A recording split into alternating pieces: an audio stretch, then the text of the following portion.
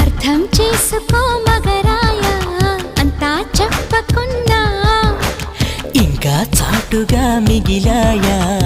కనులు చెదిరే కాంచన వివరించే వీలు ఉందా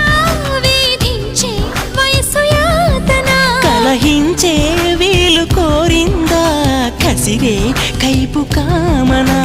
నొప్పంటూ భయపడతానా తీపి గాయాలు చేస్తున్నా నిప్పంటిన సరసన